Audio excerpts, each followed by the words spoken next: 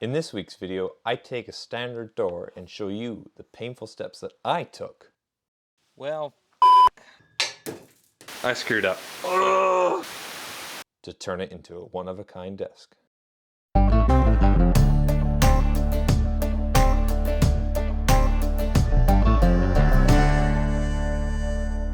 Okay, I get a little excited about wood sometimes.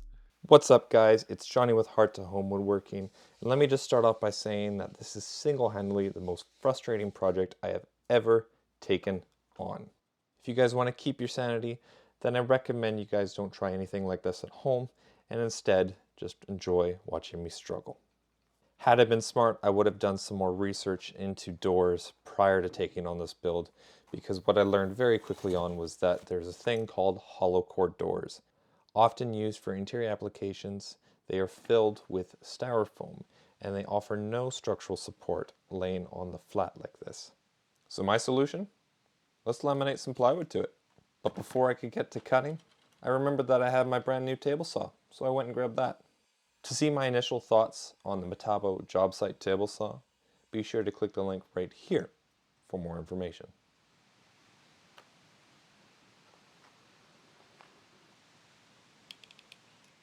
Using a quality construction adhesive and a bunch of screws, I fastened the plywood to the door.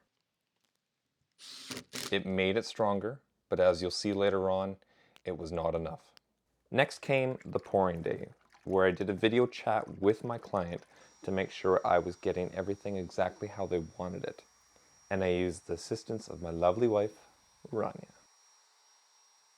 Look at Brandy. Yeah, she just sits there. Brandy. Hi. A few of you have asked to see more of Brandy, my shop companion, so here you go.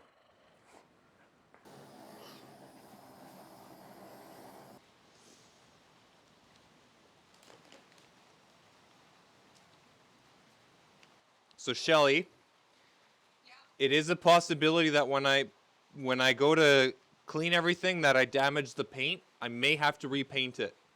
We can cross that bridge later, okay? Okay, now what do you want here? Opposite sides. Oh, I spilled a lot there. Oops, this is really tricky. This is my favorite part about epoxy, is the patterns that you can create with it. It's just stunning.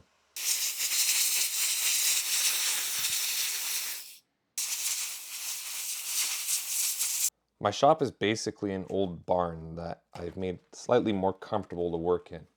But whenever I do any epoxy work, I have to take extra precautions to make sure that no dust lands on the workpiece. At the start of the build, it was never planned to have to repaint the door, but I really should have thought that through better.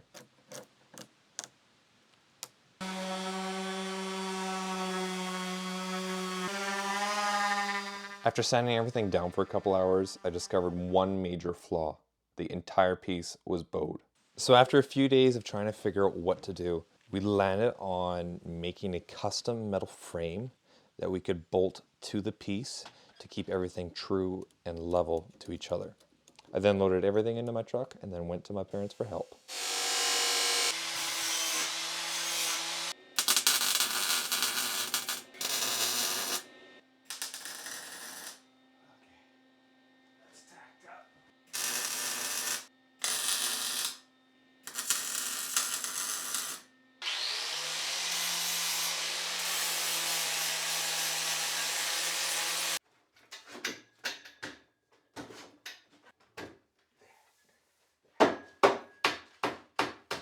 Oh yeah, that looks much better.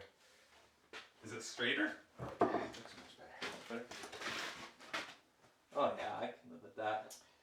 And even once I screw it, it'll be much better. Once the frame was welded up and back at my shop, it was time to lay out the holes and drill them so I could attach it to the workpiece. Another issue with these hollow core doors is that although they have some sort of reinforced frame around the outside perimeter, in some sections it's basically particle press board, so it does not provide that structural integrity that you're really looking for.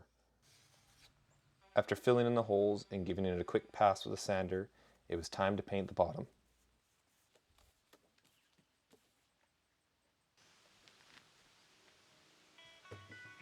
Really? Hello? It was paid by credit card that day. I have a receipt for it. No, it was my wife came in that day and she talked to you and she picked it up, so funny story. That was KMS Tools, and they just phoned to tell me that that table saw that I purchased a couple months ago was never paid for. And I know for a fact it was. I have a receipt for it. Mix up on their end, not my end. But luckily I was able to, like, bam, pull out the receipt thanks to the hard work of my bookkeeper, who I'm building this desk for. So thank you very much, Shelly. God bless you. Let's get back to it. What?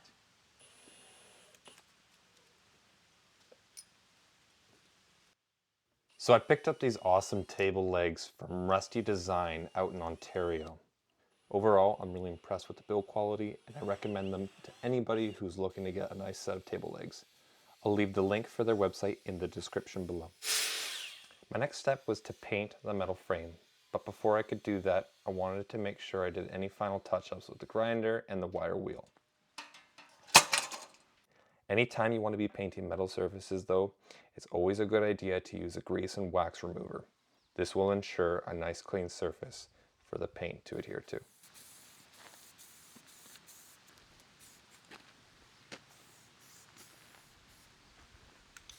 Well, I was worried this exact issue was going to happen. And what's happening here is the epoxy is delaminating from the door. I was worried that I wouldn't get a good bond, so I tried to sand it, but the problem is because it's all fiberboard, it's not solid wood. You're not going to get that nice mechanical bond that you want. This really isn't the end of the world. Once I pour the tabletop epoxy, it should seal everything in as one piece, but it's frustrating. Very frustrating. At this point, it was time to start focusing my attention on the top surface. I started off by giving everything a quick pass with a sander, and then I began taping the seams prior to painting. While I'm sure any plain old painter's tape would work, I wanted to ensure the sharpest paint lines possible. So I went with frog tape, which has a patented paint block technology which they use to ensure sharp paint lines. I mean, check out those lines. They are crisp. When it came time to installing the inserts, I thought it was a really good idea to use some 5-minute epoxy. Any form of adhesive, really. But that ended up being a very, very big mistake, as you guys will see later on in the video. In case you guys are curious, the inserts that I'm using are from Rampatech. I will leave a link in the description for those as well. Now that the frame was all painted up, it was time to install it. But as you're going to see, it was a little tight.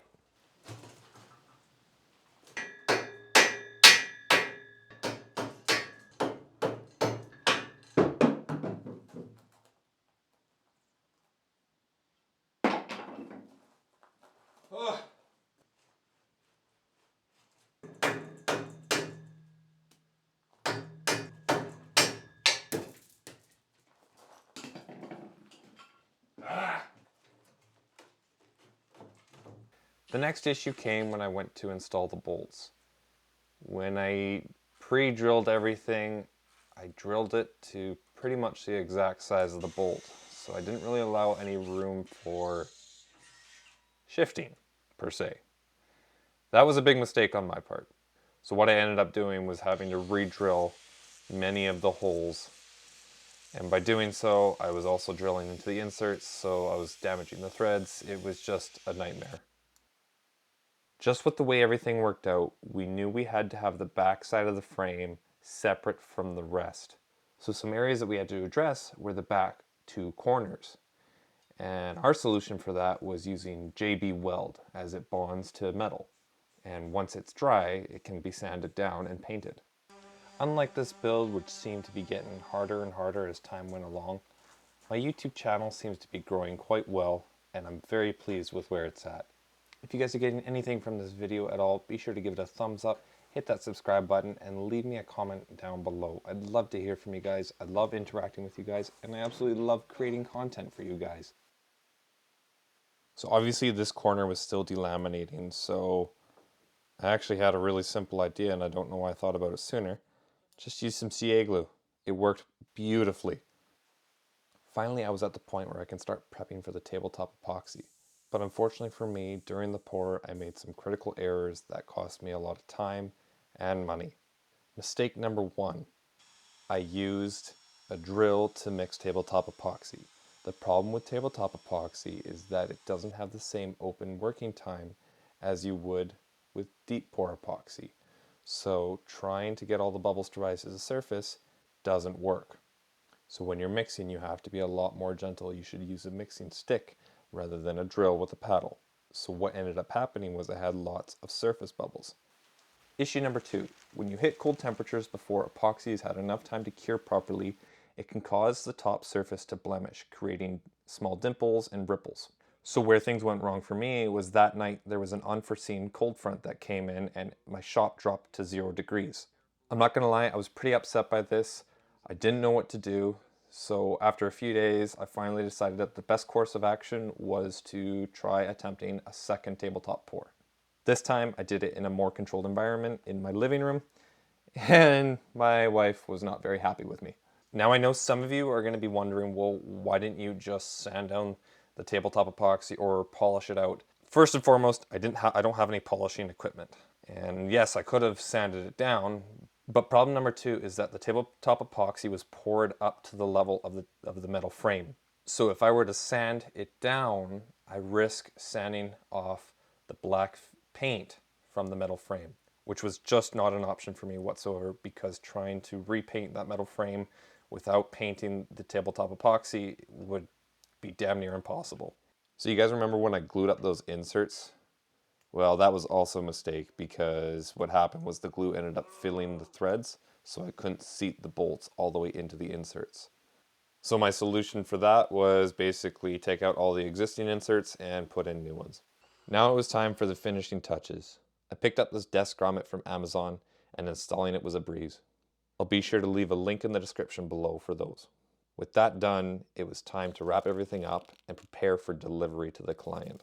I picked up a couple moving blankets and had some leftover stretch wrap from a previous project. Being careful not to scratch any of the pieces, I wrapped up the desktop as well as the legs separately. It seems like this entire video has been about the mistakes I've made on this build. If you guys are one of the few who've actually made it to the end, I want to thank you very much for your patience and your time. A lot of effort went into this build, and even more effort went into making this video for you guys. I hope you guys got something from this video today, and if you did, then my question to you is, what is one thing that you have learned today? Be sure to let me know down in the comments. Until next time.